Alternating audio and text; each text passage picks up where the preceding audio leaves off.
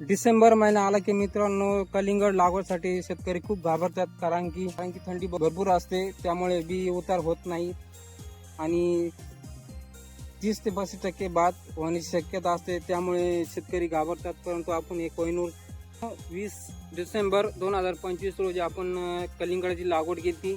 ही Akshay seed Kohinoor variety hybrid seed बघू शकता. नमस्कार शेतकरी बंधूंनो, मी अमोल भुगे, अक्षय सीड कंपनी प्रतिनिधी.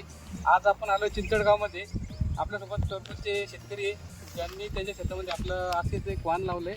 त्या वाणाबद्दल जर्मेशन कसं झालंय आणि त्यात बियाणे किती काका नमस्कार. नमस्कार. आपला परिचय द्या मला. माझं नाव मुक्तेश्वर पंढरनाथ सलार, गाव चिंचडगाव, तालुका वैजापूर. पहिलं कंपनीचं आजची कंपनीची लावलं. एका पॉकेटमध्ये 1200 बियाणे. अच्छा, 20 डिसेंबरची लागवड आहे. लागवड आहे आणि 1200 बिया एका पॉकेट.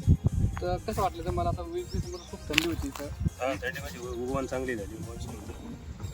जवळपास 90-95% उगवण झाली. 90-95% उगवून समजा झालेली आहे. बघू शकता पूर्ण प्लॉटमध्ये कॅमेरा ठेवला ना, त्यांना कुठेही सुद्धा तूट वगैरे सगळी जाणवली नाही. आणि सध्या क्वालिटी पण आतापर्यंत किती 1 महिना झाला तर तुम्ही काय दिला आतापर्यंत? तर एक स्प्रे झाला आणि आता खत चालू आहे सोडायचं. आतापर्यंत फक्त एक स्प्रे आणि एक खता डोस झालाय, तरी सुद्धा झाडाची क्वालिटी तुम्ही पाहू शकता किती छान येतं.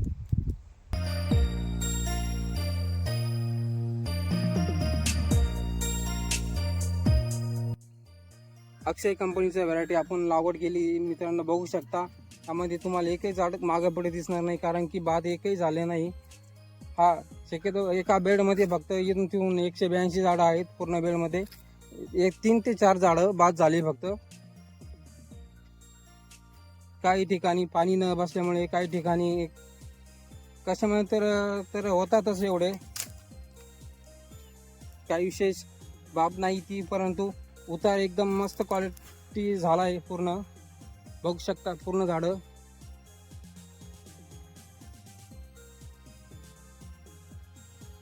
मी डायरेक्ट बी लावले बघू शकता. शेंडा पडण्यास सुरुवात केलेली आहे आणि पूर्ण प्लॉट बघू शकता. सगळा प्लॉट एकदम तसाच आहे, संपूर्ण झाडं. 1 एकर कलिंगडाची लागवड केलेली आहे मित्रांनो आपण. 4.5 पुढे आपण इथं बसले आहेत पूर्ण, आणि एका पुडीमध्ये 1200 ते 1250 बी निघतं, गॅरंटी निघतं. मी मोजलं होतं. तर आपण दरवर्षी टरबूज कलिंगड लागवड करतो. तर मित्रांनो यावर्षी आपण नवीन व्हरायटीचं सीड लावलं, पण आतापर्यंत तर योग्य रिझल्ट वाटतोय. पण यापुढे आपण बघू शकतो. व्हिडिओमध्ये चॅनलला सबस्क्राईब करा, त्यामुळे आपल्याला वेळच्या वेळी माहिती मिळत जाईल.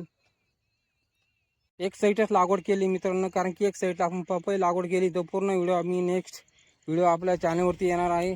परंतु मित्रांनो हे अक्षय सीड एकदम मस्त निघलं आहे. आता 1 महिना 1 दिवस कंप्लीट वाढीला होतोय. बघू शकता वाढीनं वेल काढायला सुरुवात केली आहे झाडांनी.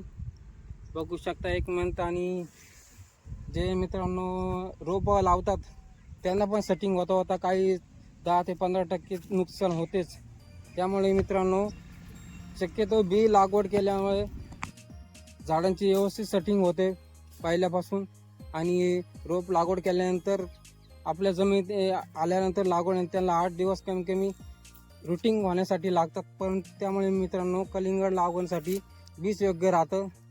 आम्ही झाले 7-8 वर्ष टरबूज कलिंगड लावतोय, त्यामुळे आम्ही रोप एकदाही लावले नाही. पूर्ण बीज.